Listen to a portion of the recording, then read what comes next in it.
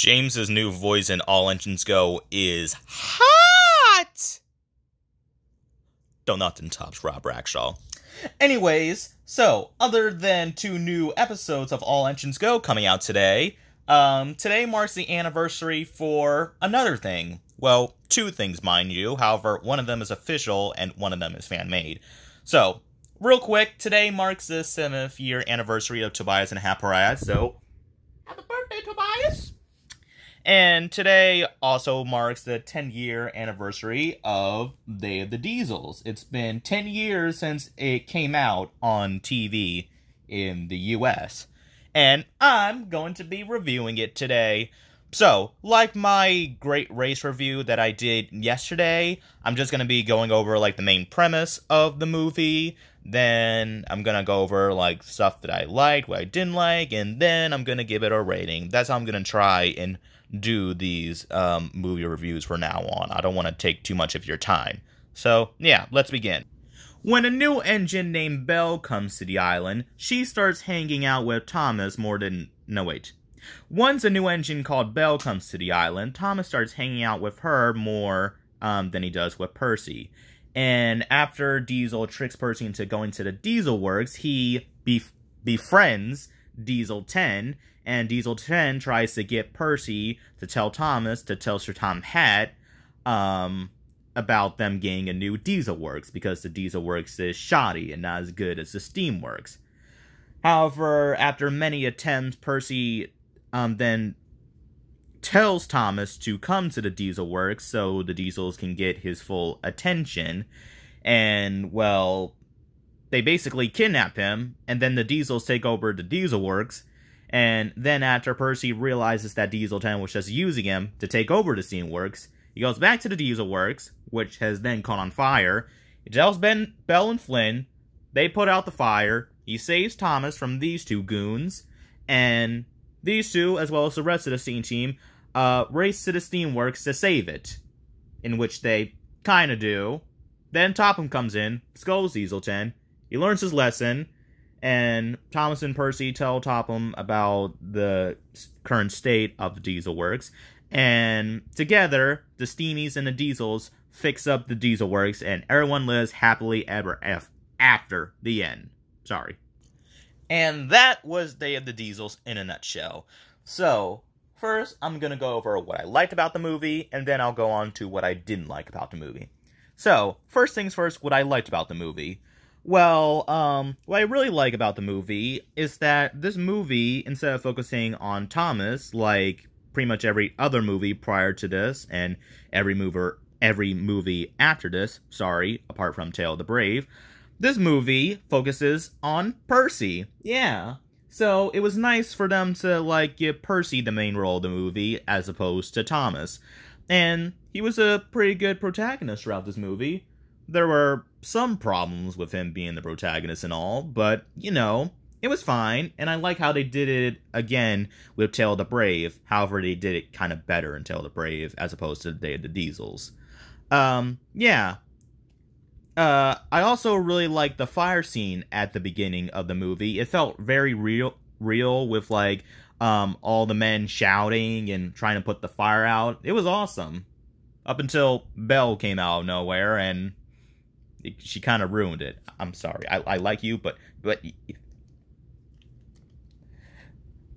I'm sorry. Okay. I wouldn't say really, but I kind of like that little weird scene where Percy was reminiscing about Diesel and Thomas's words, and then you just had a little bubble or whatever of Diesel and Thomas flowing around Percy. You'll be a very special visitor there. You'll be a very special visitor there. Diesels can be my Martin Sherman Thomas impression sucks. Okay. Diesel 10. I really liked how Diesel 10 was in the movie. Don't know whether or not I would say that I like Diesel 10's personality in Day of the Diesels more than Thompson and Magic Railroad. Not sure. My favorite characterization of Diesel 10 is the missing Christmas decorations, because of how ridiculously insane he is. I mean, he just becomes a crazy decoration hog in that episode. But I like how he's portrayed here in Day of the Diesels, on how, like, he tries to manipulate Percy in order to, like, you know, get what he wants. And I also like how he sometimes loses his temper a lot. Well, not a lot, but it's fun. I also love that weird moment where Salty went cross-eyed, and he's like, "Dan fixes all of us diesels. Which of his wheels be hearty?" Ha ha! That was hilarious. I also laughed at the part where, both times, when Diesel 10 got caught up in his shed. That was funny. The scene where Percy tears up at seeing Flynn in his berth, while not exactly saddening, it was pretty deep. I felt bad for Percy there. So, yeah. The scene where Kevin is playing with Happy Hook is, like, hilarious. I always loved that bit as a kid, and I would always try to reenact it with my Mega Bloks Kevin and Happy Hook. Yeah, I had those things when I was a kid. Not anymore, though, unfortunately. The scenes of the diesels and later on the steam engines charging towards the steamworks was really entertaining. However, something that I question about with, like, the steam team rushing towards the steamworks is, like, how did they all know that the steamworks was being taken over? Like, so, like, this is what I'm trying to say. So, like, when Thomas and Percy, and Kevin, I suppose, are heading towards the steamworks, like, all the other members of the steam team are just, like, out on the line, rushing towards the steamworks themselves, and they already know that's being taken over. I don't understand that part. Like, have they been together for so long that they just became, like, linked? And they can read each other's minds? They can sense trouble? I don't get it. It's confusing, but it's cool. Diesel 10 getting, like, drunk on the turntable is hilarious. And, by the way, Diesel 10 spinning on a turntable in the Steamworks, I think that pretty much confirms, at least for the Steamworks turntable, that the engines are able to control the turntables on their own without the aid of people. I don't know why I mentioned that, but whatever. Now, I know that this is probably going to be very controversial, but I actually really enjoyed a scene where Sir Tom Head is scolding at Diesel 10. I mean, sure, he's a wimp, and logically, if Thompson Friends was more goofy and cartoony, could, like, get away with stuff like, you know, engines killing people, Diesel 10 could have just, like, grabbed the fat idiot and thrown him across the room. But I don't know. I really like the scene where Topham is scolding Diesel 10. I mean, sure, he's a wimp, but this is probably, like, the angriest we've seen Topham up until Solar's Legend of Lost Treasure. It's really entertaining for me for some reason.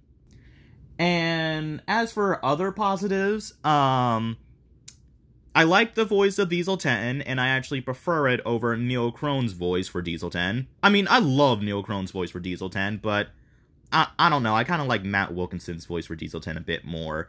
The new characters in the movie, Den and Dart, are really enjoyable.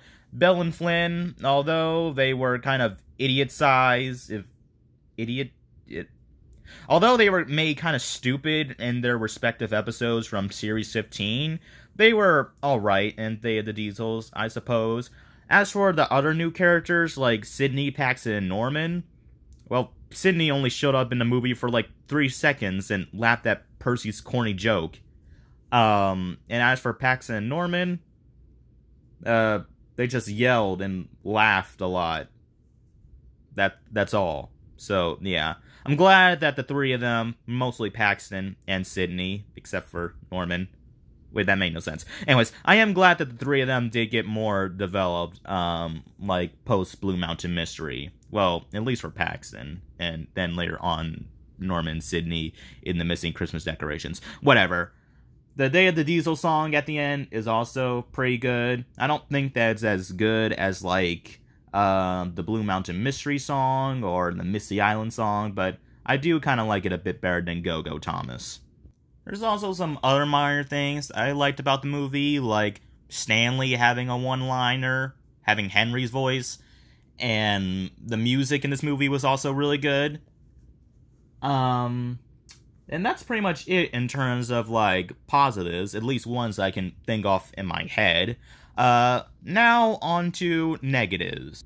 Firstly, although... Well, actually, hang on. Before I get on to what I was going to say, real quick, I want to get on to something that doesn't really have to do with the movie itself, but more so the cover. And let me pull it up.